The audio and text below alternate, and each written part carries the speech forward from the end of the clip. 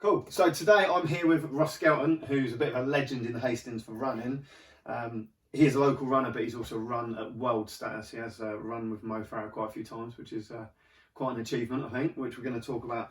We've got loads to talk about today, so we're just going to dive straight in. So first of all, I want to say thank you, Ross, for your time. Appreciate it. Nice to see you. No worries. Thank you. Migrated from next door. Yeah, just down the road. Yeah, not too far. So, I mean, there is so much to talk about. I just want to go straight in. So I've had a quick look. You've run 238 races, according to Google. I know when we spoke earlier, you was like, hello? Yeah, it's quite a lot, isn't it, when you think about it? Yeah, it's quite a few races. That's a lot of races. And you're known by a mid to long distance runner? Yeah, so perhaps when I was a little bit younger, sticking to the track races, and as I've got older, kind of anything from 5k up to the marathon now. So yeah. Oh, wicked. So, yeah. Fantastic. Now, I'm going to be completely honest at the beginning of this. If there's people watching or listening, I'm not a runner. Yeah. So, okay. You know, I'm chatting to you. There's stuff that I want to learn and stuff I want to know. I've never been able to run. I hit a mile marker and my back starts to hurt. I have tried to train for it. I have been in a tent a few times. Yeah, that's right. Yeah. And that has actually helped, which we'll talk about later. Mm-hmm. But I do know that I need to do more. Yeah. But it's like running is my pet hate. So apologies for anyone who's listening and watching this. But I think it's going to be a really good interview for people that want to know about running. So yeah, hopefully you're going to enlighten me as much as everyone listening. That's kind of what I'm hoping for today. Yeah. Okay. So when we say mid to long, what's a mid run and what's a long run? What, training or? Yeah. Okay, so a mid run would be, say in the morning I'd perhaps go out for 8 miles. Okay.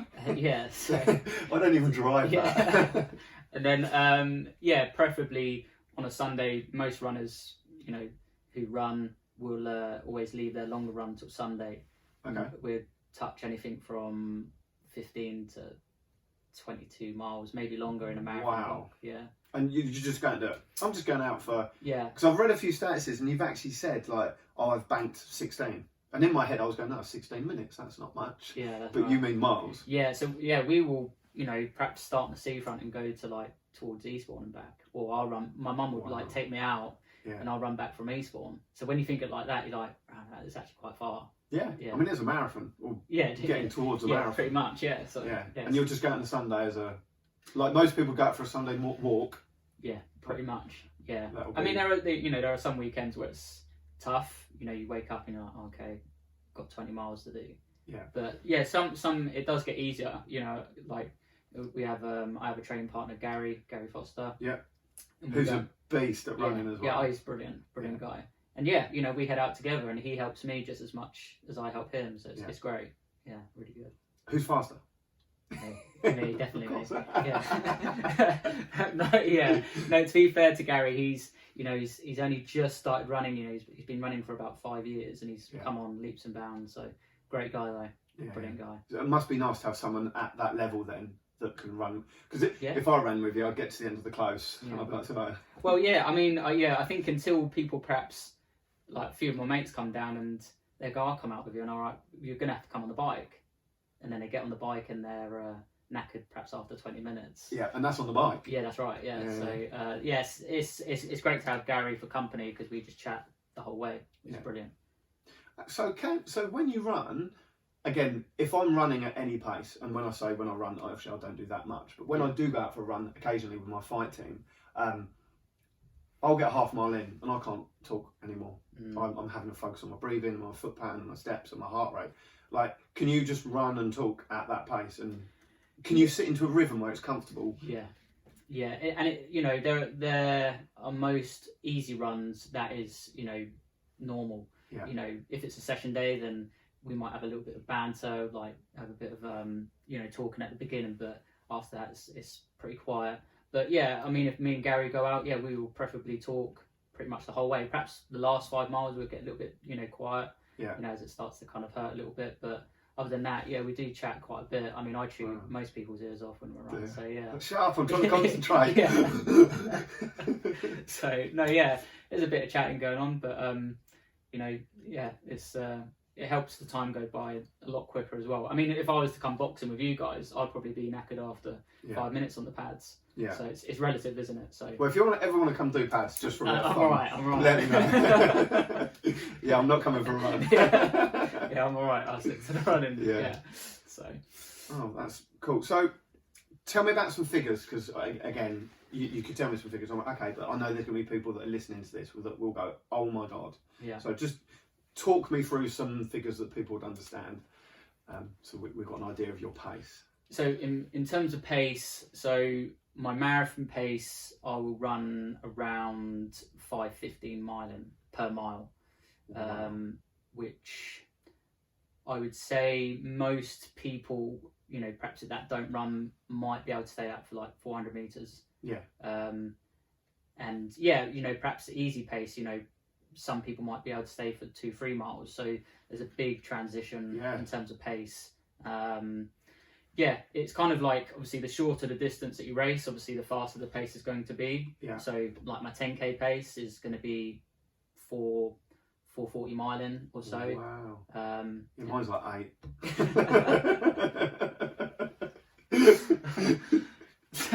Actually, mine's more like 840, I think. Yeah. But I mean, it's still good, you know. Like, and you know, I think people got to remember it's got to be specific to everyone that runs. So everyone's pace is going to be totally different. And I mean, there are days where I head out and the legs are just, you know, absolutely in bits. So I might drop back to 7:30s. You know, God. Yeah. So you know, you know, you've got to run slow sometimes. You know, and it's, you know, you got to slow down a little bit and take your foot off the gas a little bit. So it's important to do that. You can't, you know, weeks, you know, months that obviously you bank in terms of mileage. Yeah. You can't operate at 100 miles per hour or 100% every week. It's, you know, burn out. Yeah, you want the quality in the sessions. So if I go out and run my easy runs too hard, then I'm not going to get that quality in the session. Yeah. So it's important that we run slow and obviously get the quality in the sessions. So yeah. How many sessions do you do? So we do 2. Tuesday and Fridays are our main sessions. Yeah. So the Tuesday will normally be like a speed session. Okay. And then the Friday will be more like tempo, so working around half marathon pace, which it's not as strenuous on the body. Yeah. And then a lot of people disagree. This is a little bit, but I would say Sunday itself, you know, the long run is a session in itself. Yeah. You know, it's a long distance to run. Obviously, you're not running like flat out, but it's a long time on your feet. So I would treat that as a session day itself. So three sessions really, 2 hard sessions and kind of more of a steady longer run at the weekend. Yeah. Okay. And is there other training that you do in between? Yeah. So the days in between, I will double run. So obviously I will run 8 in the morning and 4 or 5 miles in the evening, a little bit slower. Yeah. So you're still going out daily and doing 12, 13 miles. Yeah. So yeah, those days in between will be like recovery days, and depending on the time of the year, you know, most session days we start at like 9 o'clock, and in the evening I'll still go out and do 4 or 5 miles in the evening of that session day, just to shake the legs out, get some kind of junk mileage in. So a 5 mile run just as a warm down. Pretty much, yeah. Well, you shift all the crap out of your legs from the session, so some days is really tough, you know, especially in the winter as well, you know.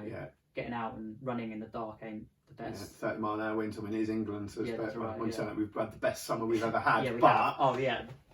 Yeah, it's tough, you know, when it's hailing or, you know, it's absolutely belting it down with rain, you know, it's the last I hate running into the car and it's like 10 yeah. So it can be, it's a nightmare some days. So and then I'll do 2 gym sessions a week as well. Yeah. So like weights, cardio. Yeah, so preferably weights. Yeah. You know, nothing too heavy. We kind of you know, back squats, deadlifts, calf raises, those sorts of things with core and glutes. Nice.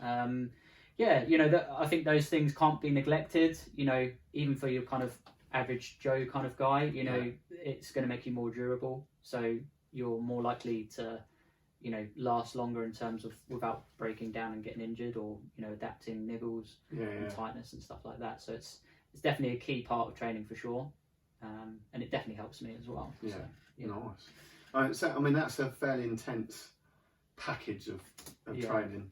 I mean, the level you're at, I wouldn't expect it to be easy, but again, people when they talk about our martial arts, if you train once or twice a week, you know, you won't get to fight level, and then when you do get to fight level, you're not going to get to competition or certainly national standard until you're training 6-7 days a week. But it's just that leveling up, I guess. Yeah, it's almost it is a very addictive thing. You know, when you get into whether it's, you know, martial arts, boxing, or, you know, running, it's addictive.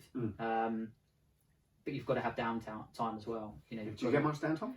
Yeah, I do. Obviously, the time that I have in between, you know, my runs and stuff, you know, I try and just switch off as much as possible. And can you switch off? Because that's something I really struggle with, like massively struggle with. I'm quite like lucky, and I can be quite lazy. Can you? Yeah, very lazy. I mean, I can afford to be, I guess. But you know, perhaps on race days, if I've run really well, I'm absolutely buzzing. You know, people can't shut me up, and and it's, you know, I think it's earned a little bit, you know, to, you know, chat people's ear off after running really well. So there are days where, you know, it's just switching off, perhaps, you know, playing the PlayStation or watching the TV, or, you know, just some proper downtime. I think so. It's really important to do that. I think if you're 100 mile an hour doing it, then, you know, you're just more likely to break down mentally as well. So and that again, that must be, for me, running the sort of miles that you're doing, that's a lot of time in your own head. You know, for boxing or horse riding or something, like, you can't switch off at all. Whereas I'm not saying you switch off, but if you're doing like a 8-9 mile run, you put your headphones in and go. There's a lot of own time there, or certainly in my head there will be a lot of own most time. definitely. Is that easy to deal with, or there are times, I mean, you know, as some people do, you know, you might be a bit low, and it's there are times where you go out for a run and it's probably the worst time to be alone by yourself, and then, you know, getting out the door, you know, I like running through the countryside. I think it's absolutely stunning. And it's beautiful. So there's that time where it's absolutely perfect to kind of be alone with your thoughts. But I can be, you know, I wouldn't say I'm a loner, but I can be alone. You're happy. Being in your own company. Yeah, definitely. And then, you know, there are days where I like when, you know, I get the headphones in and just switch off a little bit, just like listening to, you know, a bit of house music or whatever. So what do you listen to when you run? What do you listen to when you run? I mean, a bit of everything really. I know a lot of people say that, but, you know, I'll listen to anything from kind of like deep house music to kind of bloody the Foo Fighters or whatever. Okay, but something with a good beat. Obviously, deep house and Foo and stuff. No, that's good. And again, like you say, you can talk as well, so it's not like, because I know a lot of people will run and completely like, don't talk to me. Yeah, I mean, you know, I would say the majority of my week, I will, like, perhaps all the junk mileage, I will run by myself. Sundays, I'll always try and run with Gary. Where we chat and perhaps catch up, which is great, because we don't really, I might see him down Wisdom's or something, down the shoe shop, and, you know, but then we'll catch up, like, in the long run, which is great. And sometimes we might get a few of the younger guys, the few little nippers, like, creeping up, and, you know, they start coming with us, which is great. It's great to see, obviously, the younger lot coming through. How old was you when you started running, actually? I can ask you that. So I think I started running when I was about 10. Okay. And was that like at school when you thought, oh, I've done all right there? How did it start? I tell you what, I went to Little Ridge. Okay, yeah. Which is obviously just around the corner. Just around the corner, and I was kind of like one of the best in the school. Yeah. And obviously, so like when you do like sports day. Yeah. I'm guessing. Yeah. And then obviously my dad, he's always run as well. So seeing that growing up was good for me. Yeah. I would literally come out the school gates and we would race home. So we lived in Martingale Close. So we'd literally sprint down the hill. Yeah. He would never let me win, by the way. So I'd be on the not front, winning boy. Literally, I'd be on the front lawn like crying and stuff, like, and I'd be like, "Come on, you know, come on in." And yeah, so it kind of the competitive started like from there. Yeah. And then I think as I got older, obviously going to William Parker, it being a little bit more serious, it kind of, because I the best athletic track around. By far. Yeah, it kind of just manifested from there, and I wasn't, you know, when I moved to, you know, Parker, I wasn't the best, you know, and that was a real tough time to try and manage. There was a long period where, you know, I didn't really think about seeing it through, you know, because I wasn't the best. But it was kind of just biding my time. You know, I was quite, you know, underdeveloped. You know, obviously going into year 7, there was like kids that were probably fully grown and stuff like that. So I'm still only 5'6". So everyone else is what are you doing over there? Yeah, they had like chest hair, beards, the lot. You know. Yeah, you're only 12. Yeah, what's going on here? So yeah, that was you know, again, it took me till year 11 until I was like the best in the school kind of thing, and then going to college. Yeah, it kind of just year after year, it kind of just developed more and more really in terms of the running. You know, how long I'd been running for. So yeah. So it took a little while then. It didn't just come overnight. And it's still happening now. To be honest, you know, like. It's really weird. You go to different schools and you're not the best, and you perhaps when I went to university for a little bit, I wasn't the best. You know, and I still race now, and I'm not the best, and you have to deal with that, but you still have to have that kind of mentality to be like, what do I need to do to improve myself to get better? So you've just touched on something I've never thought about at all. So obviously, I'm a kickboxer. You get in the ring, there's 2 people, one win, one loses. Sometimes you draw, but you know, as a rule, there's 2 of you. There's one outcome in reality, or 2 outcomes. But but when you're running, there could be 10,000 people. Yeah, that's right, So obviously there is a winner. So you've got, you know, gold, silver, bronze. Yeah. How does that work mentally? Because like I say, when you got 10,000, like if you had 10,000 people in the ring, I mean, it'd be a big ring. But do you see what I mean? Like, what's that like? Because although it's a single person game, it's not like a game of football where you've got a team. You're running by yourself to win. Yeah. But then, like, where does it sit in your head to go, well, I didn't win, but I come second or top 10 or top... Like, how does that work? Like, I've never even thought about that.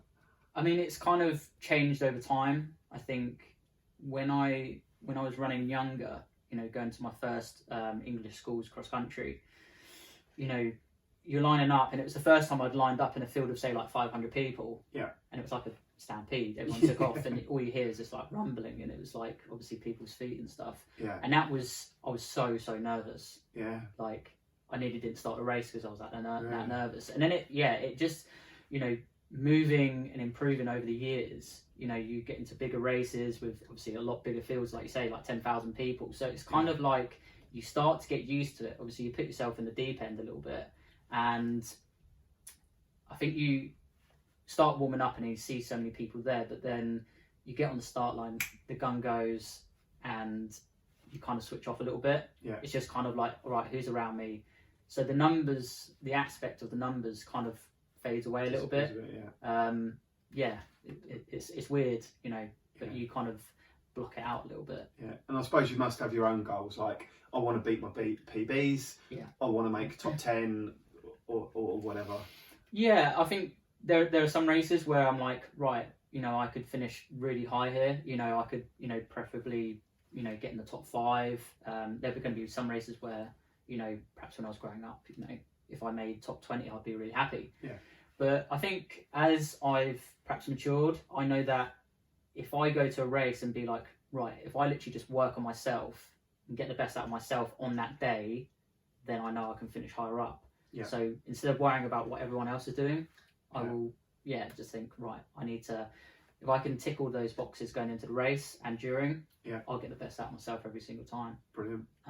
And yeah, obviously the mental side of that as well is really important. I mean, that actually, as you said that, I say to my fight team constantly, worry about your own training. Don't worry about their fight, worry about your fight.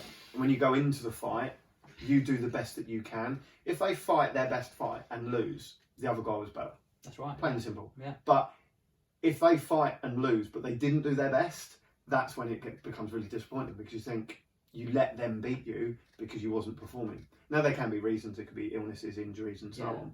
But if they're peaking and they do their best, they should win. And then, obviously, if they don't win, it's not a problem. And I'm not upset by that. But if they don't do, like, if they get out of the ring and they're not even sweating and they lose, I'm like, what's wrong? And they're like, oh, I couldn't work today. It's like, oh my God. Yeah. Do you know what I mean? It's frustrating, yeah.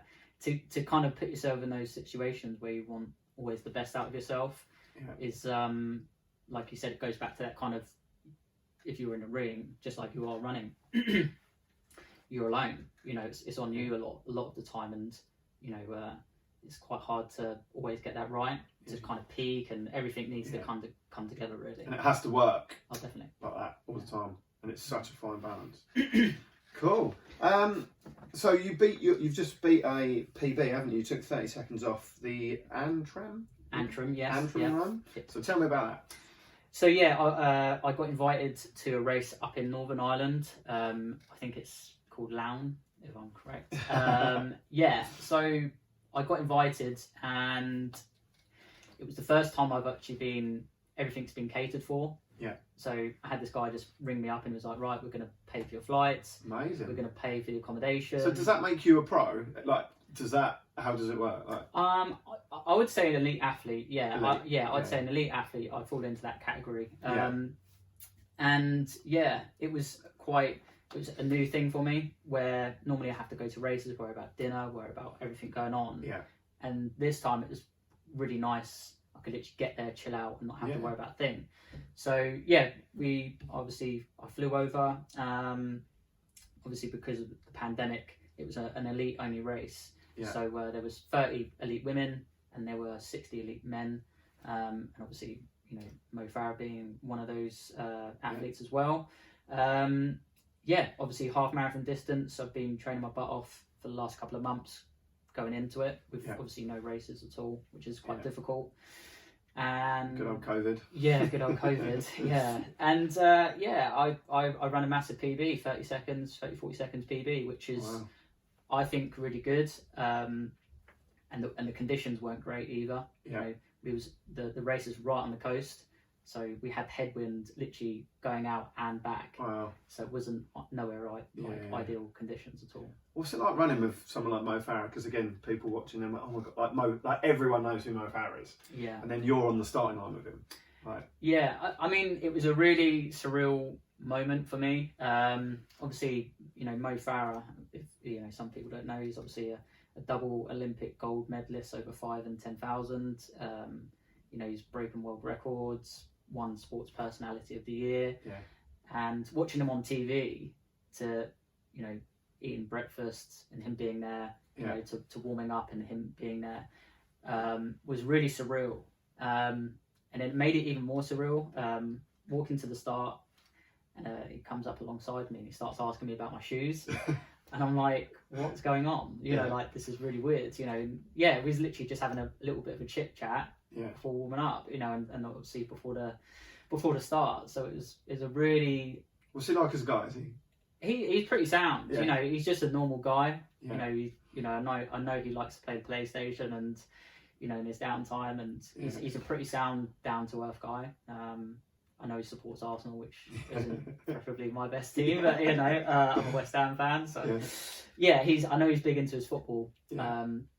But yeah, obviously you're lining up this guy, and then you're thinking, hang on a minute, this guy has been on TV, like a multi-millionaire. He's one of the best on the planet. Yeah, for I think like 6-7 years he was undefeated. Yeah. So to line up with him and then think, actually, hang on a minute, I need to switch on now. Yeah. I need to think, right, it's time to get my head into gear, think about me, not him. Yeah. So that was it was fun. It was a little bit new to me as well, obviously having to think about that as well. But it was a really good weekend, and I'm glad I made the trip over, and a guy called James who set it up did a fantastic job as well. Yeah. Yeah. Was it hard to keep up? I mean, I know he's quick. I know you're quick, but did you feel? Because again, over the distance, obviously you pace yourself, and was you running going, my God, that's fast? The guy's insane. His half marathon pace is my 10k pace, so that puts it in perspective a little bit. Yeah. So, I mean, if I went with him for the first 6 miles, I'd be absolutely flat out. Yeah. And then it would have just messed my race up. So that, in context, is how fast. Was it hard not to go with him? Not really. I mean, I've got used to it a little bit over time. I'm I know for a fact if I go with it, that's it, dead in the water. Yeah. And it's such a long way to go, being my first time. Yeah. I had obviously I wanted to go there and prove myself. I didn't get picked to run for England, so they was going to send an England team out there, a team of 4. Yeah. And I'd beaten all the guys previously, which I got Awesome. very annoyed at. But I was thinking, right, I'm going to go there and prove a point. So that was my main goal, to go there and prove a point that I should be in that team. Hey guys, should be there. Yeah, that's right. Yeah. So I went there and done the business, really. So I was really well happy with that. Yeah, I'll definitely, yeah. So I've read the article, like, and again, like the title, you just think, wow, like phenomenal. Yeah, I think I don't think it's still like sunk in, really. You know, the kind of the jump that I've made, you know, which again, finishing 10th and, you know, running and mixing it up with these guys. You know, these guys are, you know, international, you know, athletes, you know, sponsored athletes. Some of them are sponsored by Nike, New Balance, you know, Asics, you know. Come on, Nike, help out Ross. Yeah, what they're waiting for. Yeah.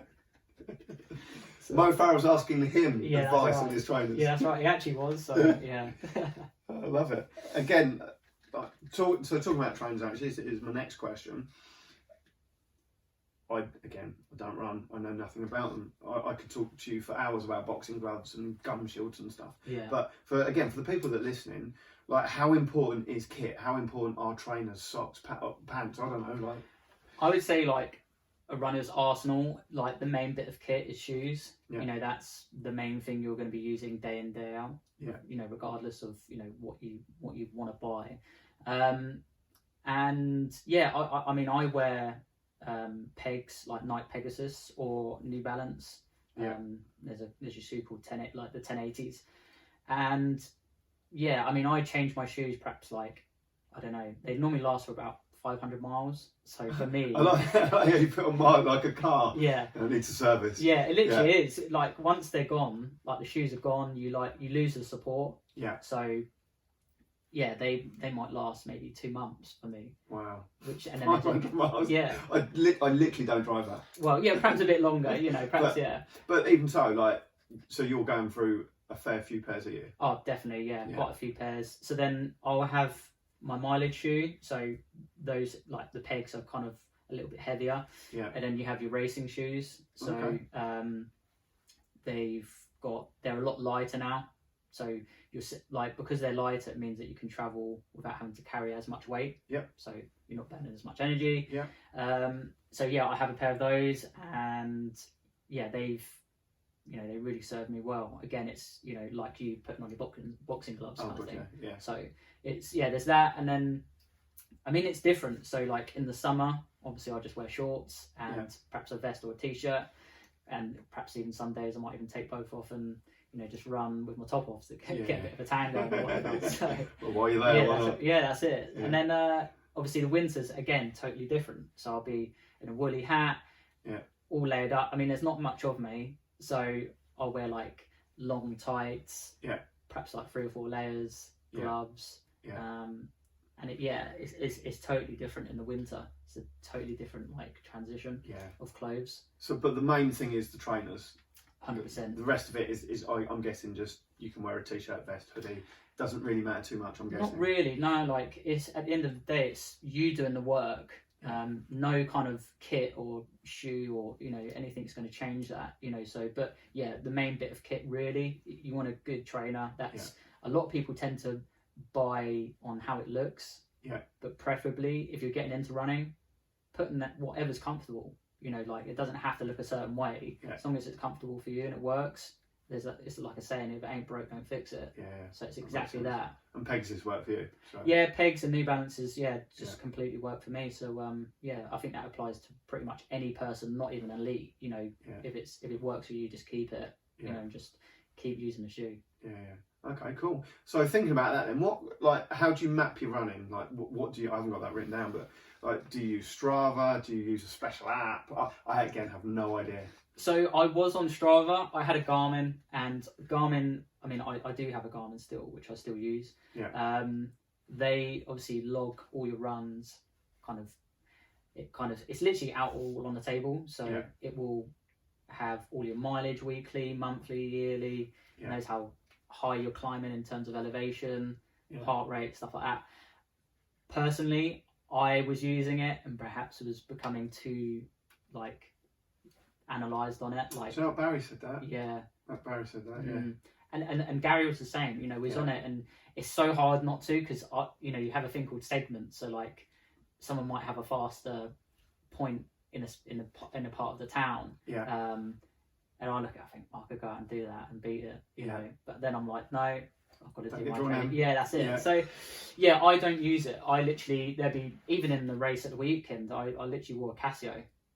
Just wore a Casio. Yeah. I knew kind of my pace that I needed to be like every 5k, 10k, so on and so forth. So I think becoming too kind of focused on that can mess up quite a few people's training, because you're like, oh, I've got to run 80 miles a week, or I've got to run 10 miles a day. Yeah. And you've got to go on how you feel. Yeah. You So know, don't get drawn into that segment racing. No, yeah, people just look into like, you know, the heart rates, you know, run into heart rate and all of that. I just think, just go out the door, see how you feel. You know, each day is going to be completely different. Yeah. So, you know, there's no point letting this kind of app tell you, right, you need to go out today.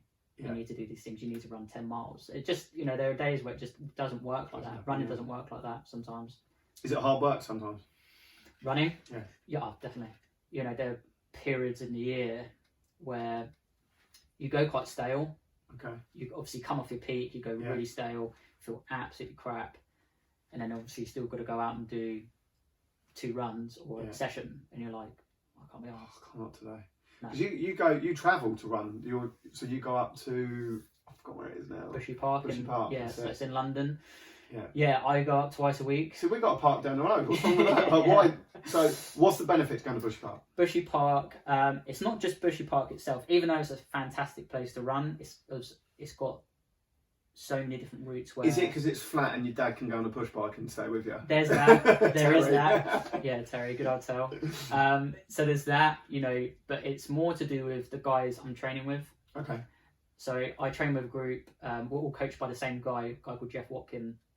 He lives on the Isle of Wight. Okay. So we're all coached by now. You know, we've got Adam Clark, who's from Hastings. Yeah. He's anything from kind of 1500 up to 5-10k, even done a half marathon. Yeah. And they're a group of us, a good stable of athletes that train there. And obviously being flat, you know, in Hastings it's a little bit different, because you need to like cross roads, or like junctions that you need to cross, and it does become a little bit of a pain. Yeah, changing your pace constantly. That's right. So you can literally go into Bushy Park, like one lap is like 6 miles. It's all dead flat, and it's all kind of on like a cinder.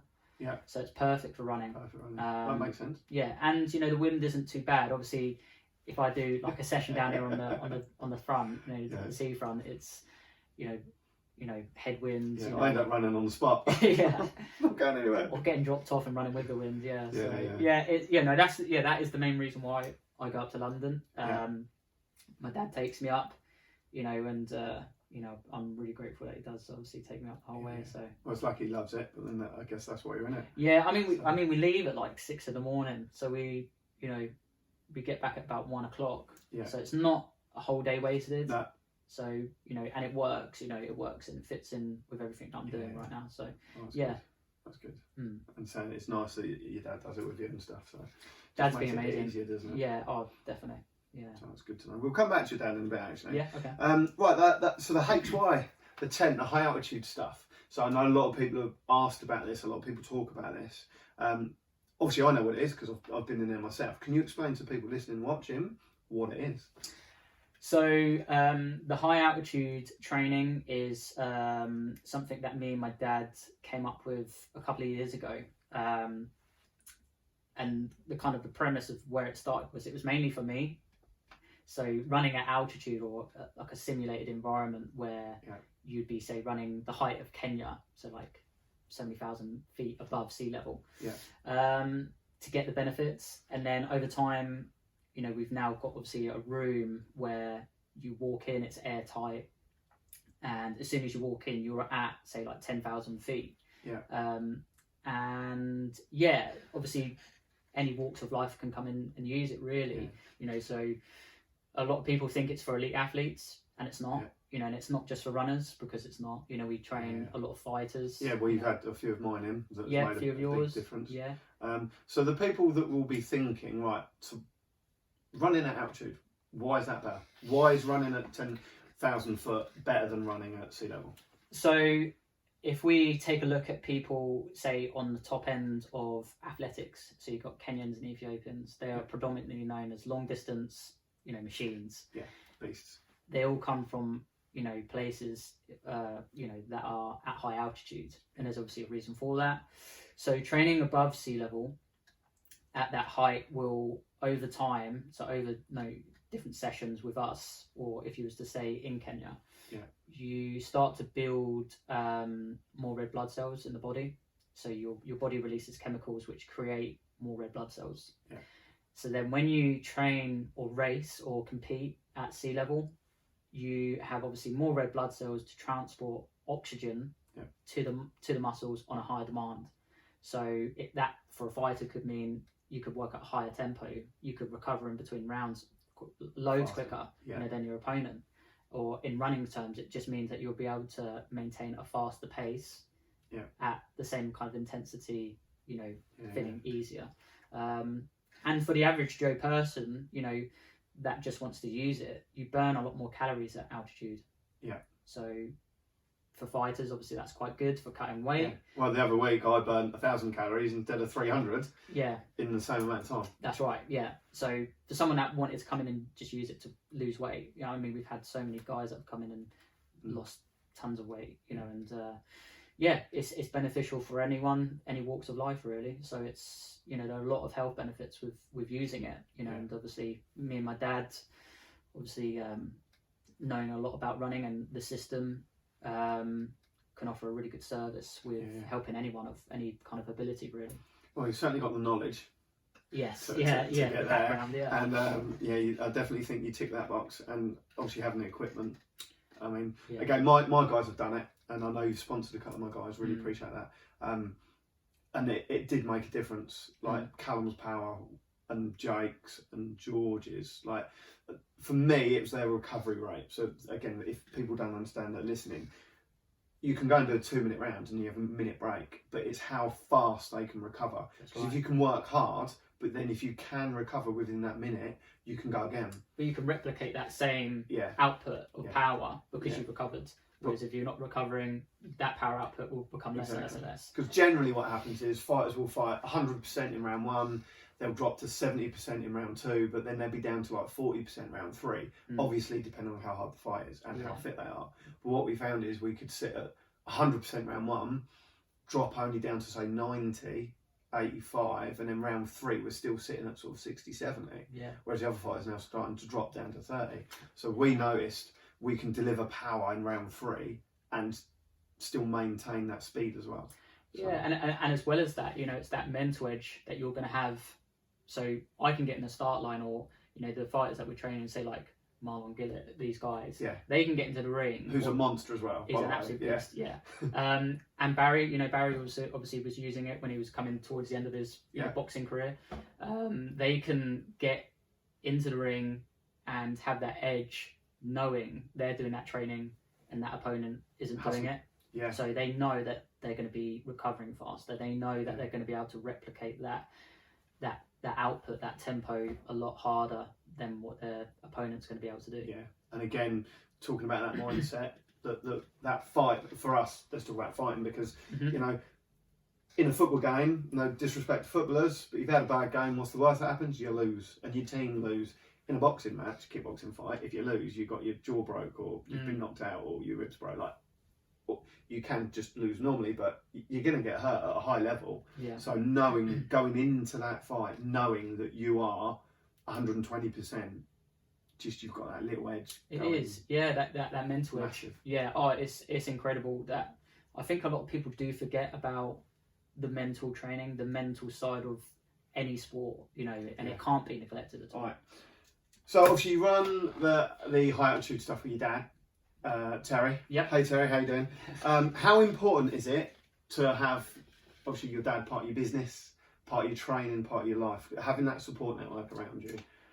Yeah, I mean, I wouldn't have the kind of the things that I have right now if it wasn't for my dad and my mum, my family, completely. Yeah. It's that support system in place that allows me to work with my dad and work at the chamber, do the running, all of those different things, because they've supported me from day one. Yeah. And it's quite a hard thing, I guess. I mean, I'm not a parent, but say we've got a kid that's like 10 and they're doing all these different things. Oh yeah. There is that kind of thought, perhaps, how long is this going to go on for? Yeah. But yeah, they've always had my back. They've always supported me with my running, and I've been really, really fortunate because of that. And being able to perhaps do the things that I've been doing now because of what they've done for me, which is, I think, it's massive. Yeah. Yeah. So it's helped a hell of a lot. Yeah. Oh, that's good. That's good. And again, it's nice it's nice, isn't it, to be around your family while you're doing what you love. Oh, definitely. Yeah, I think, my mum was saying, they were sat the other day in front of the TV watching me come in, and it was, for them was, really proud moment. So for me to hear that, is amazing. Yeah. Very good. Well, thank you, Terry. And what's your mum's name? Mandy. Mandy, for keeping this boy's dreams alive, yeah. which is cool. I want to backtrack a little bit, actually, back to the tent, because we've talked about, obviously, the benefits of how good it is for you, for recovery, for your fitness, and so on and so on. I remember you telling me a little while ago that you used to sleep in a tent. Yes. Tell us about that. So I remember, again, going back to Mo, him sleeping in one, and the benefits of obviously having on the body. Yeah. And I thought, well, if he's doing it, that's what I've got to be doing. I've got to be doing it as well. Yeah. It's a really weird setup to have, and obviously I had, a girlfriend at the time, and she was like, what the hell is this? Yeah. And I was trying to explain that to people. They just think you're... Did you make her sleep in the tent? There was a point where we were, so it's tough, you'd get in and, again, it was trial and error, you'd wake up and it was like sweaty, it was hot, it was just crap, you'd lose so much sleep. Yeah. And then over time it took a lot of trial and error, but then you start to reap the benefits from sleeping at that height, and it helped massively. It's not the same as going to Kenya and living there, but it's pretty close. Yeah. It definitely gives you an extra little bonus. Massively, yeah. It takes like a couple of weeks to kind of to work, to start to see the benefit, and that first 2 weeks is crap. You feel tired, you feel really like leggy and heavy. The first time I ran in it, I fell over, but I could barely stand. I was like, whoa, that's fairly intense. Yeah, it's tough, but yeah, like I said, I saw this guy and I was, Mo, and I was like, I've got to give it a go. Yeah, for sure. So how long would you recommend, again, people watching, listening, that you'd need to do it for to start to see a benefit? Obviously, you can't run once in it and go, No, a minimum is twice a week. Okay. So twice a week, and for how long for? We obviously say an hour each time. Yeah. Or we can do like half-hour slots as well for perhaps beginners, people that aren't that fit. Yeah. An hour to someone might think, bloody hell, I don't want to run for an hour. Yeah. So we kind of set things up so it kind of fits in around the individual. Yeah. And twice a week really, And then what, for 6 weeks, 8 weeks, 10 weeks? It depends on the plan. So if a person wants to come in and lose weight, then obviously we'll draw up a plan. If a person wants to come in and go, right, I want to do Hastings Half next year, we can go, right, let's get 12 sessions in. You're going to see a massive difference. Yeah. And we're going to be able to shift that, fitness forward. Yeah. So it does take time, and not like no person that comes in is ever the same. Yeah. So people react to altitude in totally different ways. Yeah. So one person might come in and after 6 sessions they can already notice a benefit. Yeah. So it might take someone 12 sessions. Yeah. So it's about consistency and routine with it. So, but it's definitely worth, if you want to improve, it's just another tool to have. Nice. So if you haven't thought about that, guys, give these guys a shout. They're on Facebook, and bits and pieces they can find you on High Altitudes, isn't it? Yeah. High Altitude page, Yeah, just give them a look up, give them a shout, and I'm sure. Cheers, yeah. Sure they can help you out. As I say, they've helped me out. They've helped my team out, and we have seen benefits from it. So, for sure. Give them a look. Give them a look. How important is graft? You can't really compare it, can you? I think a lot of people don't understand sometimes, like, it's not like individual. It literally happens to anyone. So like, if you're a fighter, runner, whatever it might be, even going to work, work, whatever it might be, it could be in any aspect. graph is paramount, I think, and it's kind of I think one of the main foundations of anyone, that you need to kind of get your head around, that there's going to be parts where it's just crap. It's literally crap. When you're running 100 plus miles a week, there's a point where I wake up and I'm like, I just want to stay in bed. Not today. Yeah. And it might be lashing it down the rain, like there's so many different things. Like and that would stop, I reckon that would stop most people, just that one thing. 100%. Definitely. I think it has me maybe once or twice, or a few times, I put my hands up to it. But graft is, so important. There's no beating around the bush with it. You either do or you don't. Yeah. And I think the quicker that you understand that, you do need to make sacrifices. And I think there's a really good saying. It's you've got to learn to be comfortable being uncomfortable. Yeah. Literally said it yesterday in Barrows, yeah. But we're echoing the same thing. And people, I get shouted at saying this at gym, but I'm like the snowflakes. Do you know what I mean? Yeah. But the millennials, Yeah. no disrespect to them, but you've got to be prepared to get dirty. You've got to get prepared to be uncomfortable and put yourself in positions that you don't want to be in, because the life isn't, roses and sunshine.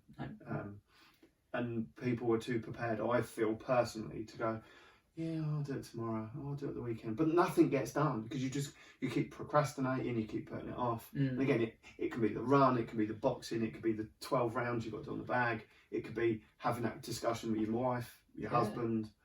There are loads of different things. Yeah, I mean, going off a little bit, I always used to find speaking in front of groups mega uncomfortable. Yeah. Couldn't do it. I used to break out in sweats. I just didn't want to do it, But again, it's putting yourself in that uncomfortable environment. Yeah. It's going to be crap for a while, but you learn. I think humans are very good at adapting. So if you put yourself in an uncomfortable situation, or a situation that you're not meant to be in, you will learn. So Definitely. I never, it wasn't an overnight thing where I could run 80, 90 plus miles a week. And people forget that. Some people just jump into training and think, right, I'm going to go out and run 100 miles a week. He does it. Yeah. But then a week later, you've broken down. It takes time, and adaptation comes in many shapes and forms, whether it's physical, mental. Yeah. It's that graft aspect. Is always going to happen. Yeah. With anyone. So the quicker you learn that, the quicker you can kind of get past it, and it's going to be crap, but just got to get your head through it. What's the one bit of advice you'd give someone then on the back of that? So if you had any advice, because again, confidence, getting out and doing it, having that drive. I think, if I'm being totally honest, it's not one standalone session that defines you as an athlete or a fighter. I think it's consistency, personally. Consistency, is obviously built through structure, routine. Yeah. And those things will build consistency. And if you're consistent, you will see drastic improvements in anything, whether it's your fighting, whether it's, going out for an easy plod, or you just trying to lose weight. If you get yourself into consistent routine, that is the key, I believe. That kind of, like I said, you can't go out and blast 1 week and the next couple of, that's right. And it happens. I see it all the time, and it just comes back to consistency. It's paramount for sure. Nice. There you go, guys. Keep consistent. Keep the grind going. That's Again, right. Every other person I interview will say exactly the same, but it's too easy now to give up, and there's too much easy for me. There's so many avenues that people just go, oh, I'll just do that instead because it's easier. You got take the hard route. And that's always been quite a hard thing as well. When I was growing up, I mean, I've had, I'm not going to say names, but people saying you're not going to be good enough, you're too small, you're too this, you're too that. Yeah. And growing up, that was quite tough. And this is going to be the same for anyone, listening, is that's going to happen. People are going to say, well, you shouldn't do this and you shouldn't do that, or you might not be good enough. And it's very easy to get into that mindset where you're like, perhaps they're right. And it's actually a lot harder to actually put yourself in a position where you think, actually, I need to believe in myself right now. I need to be confident and, just keep doing what I'm doing, and it takes time. Keep digging. That's right, yeah, and it takes time. You know, people forget that. It doesn't happen overnight. It takes, you know, a lot of time, a lot of sacrifices, you know, for sure. Nice. You know. Good. One more question before I finish. Do you have any like fears, so whether it be competition or building up or your training? Like, is there anything that feels might drain you? Or I think it's obviously the fear of underperforming sometimes. Obviously, when you are running, say, in an elite race, there is that kind of fear of, right, I need to execute this so well. So there is that, I think. And as well, it sounds quite weird, but I've always thought about, I know how good I can be, and that in itself sometimes is a fear. The pressure on yourself. That's right. I realise how good I can be. Yeah. Which sometimes stops me from doing running things. with Mo Farah in the top 10. Yeah. It doesn't get much better than that. Yeah, that's right. No, it's true. Yeah, it's very true. So the pressure of that, like the pressure on yourself to be able to perform at your best. Yeah, that gets very tough sometimes. You know, just being able to. You need to put yourselves in those situations where, you know, again, it does come back to that support system. Yeah. It does come back to your coach, but the bottom line is, like, you're the one doing it. So your coach can go to you, you're an amazing fighter, just like the coach would go to me, you're an amazing runner, you can do this. Yeah. But if you're not willing to put yourself in that situation, whether you're fighting or running, and you don't believe it yourself, like, it's I wouldn't say it's pointless, but it will affect you massively. You know, I get onto the start line, and I was saying this to someone the other day. If someone came up to him and was like, I'm going to beat you today, if I was like, yeah, you probably are, 9 times out of 10, that person's always going to beat me. Yeah. So I'm not like that. If someone actually come up to me and was like, I'm going to beat you, I'll be like, well, you can bloody try. Yeah, bring it. Yeah, bring it. And you've got to be like that. Yeah. 100%. Yeah. So, I think that part of it's so And that was me. Like, I'd never think a runner would have a fighter's mentality. Yeah, that's very true. Yeah, I guess. Because in a fight, you're not going to beat me. But I hadn't thought of that mindset there. Like, yeah, I mean, going back to the half, there was a period where there was like 3 of us. We're coming into the 12th mile, so we've got a mile left, and that's when it really does come down to the line. That point there, I'm thinking, I've got these guys.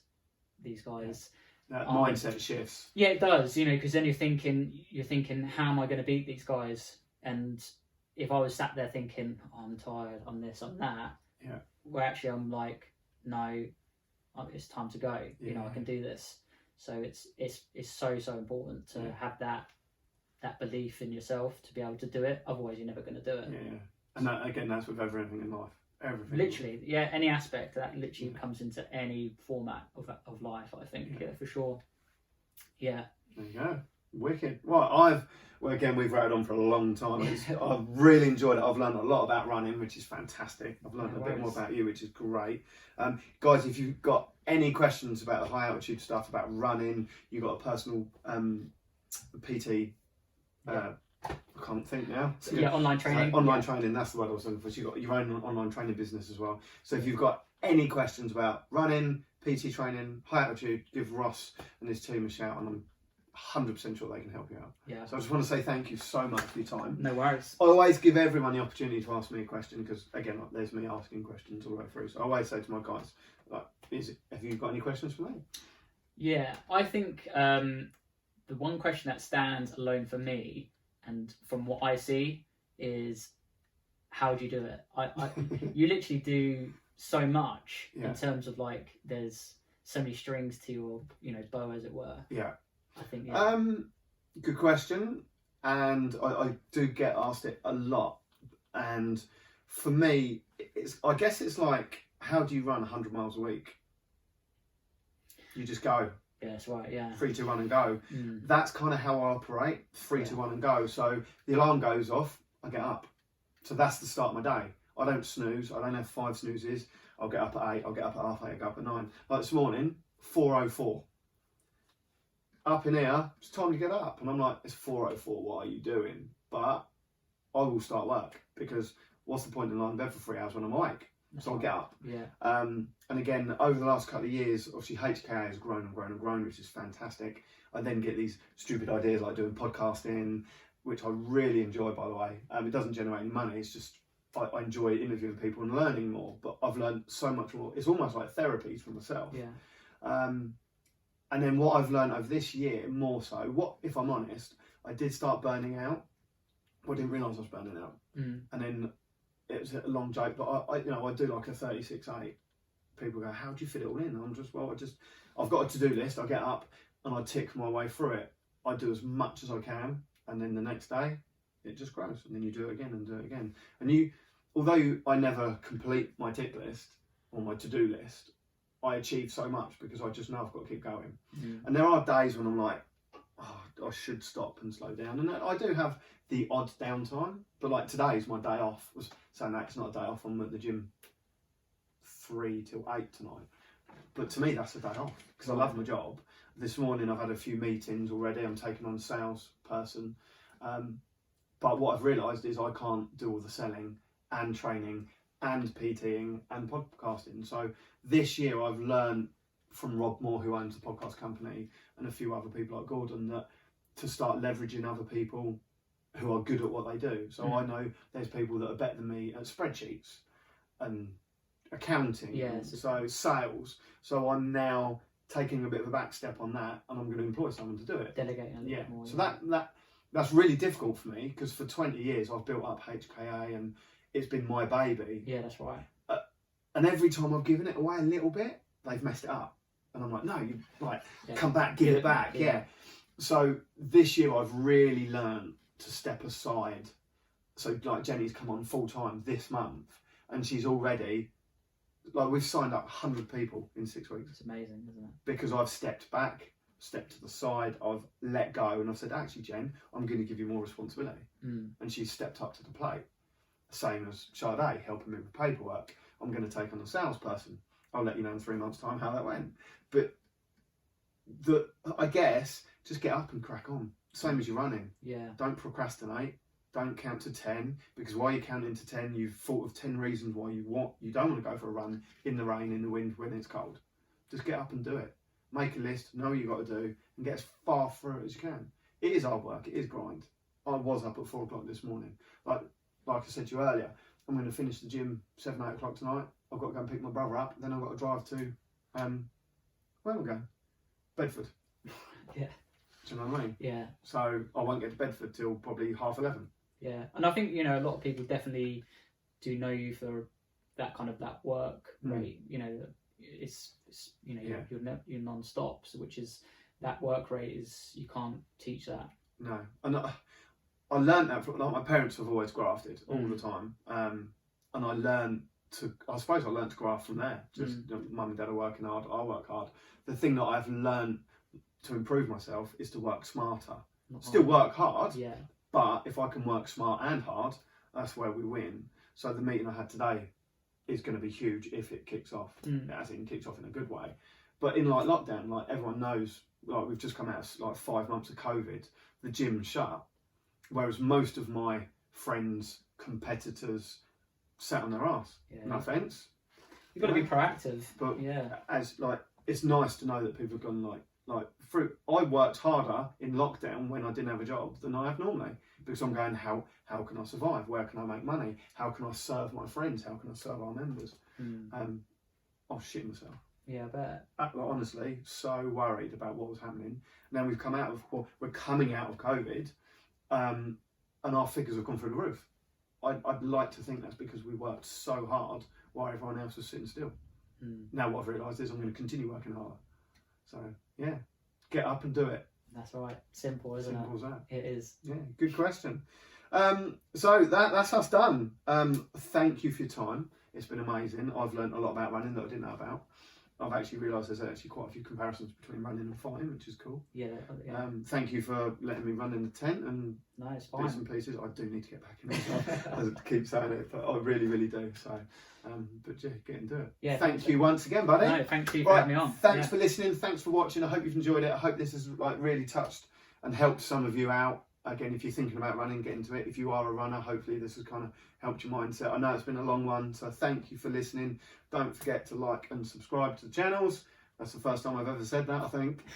Take care, and we'll see you guys soon. See you later.